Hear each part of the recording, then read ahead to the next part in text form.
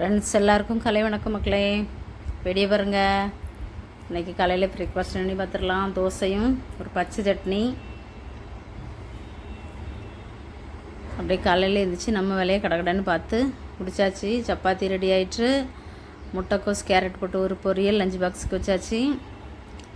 அப்படியே சைடில் மருமக ஒரு கடலை மிட்டாயும் ரெடி பண்ணிட்டான். சாப்பிட்டுட்டு ஒரு துண்டு எடுத்து வாயில் போட்டுக்கலாம் அப்படின்ட்டு. கடையில் கண்டதையும் வாங்கி தங்கிறதோட வீட்டில் ஏதாவது இப்படி பண்ணிக்கலாம் அப்படின்ட்டு சப்பாத்தி மாவு இன்னும் கொஞ்சம் போடணும். இதெல்லாம் அவங்க தான் பெஸ்ட்டு. குலாப்ஜாம், கேக்கு இதெல்லாம் அவங்களுக்கு கை வந்த கல்ல அழகாக செய்திருவா. அப்படியே நமக்கான தோசையும் சுட்டு எடுத்து வச்சா.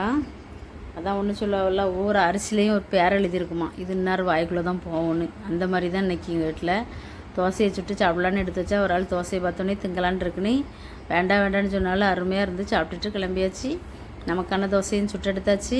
இவ்வளோ வேலையிலையும் பிரேக்ஃபாஸ்ட்டு நம்ம காலையில் கரெக்டான நேரத்துக்கு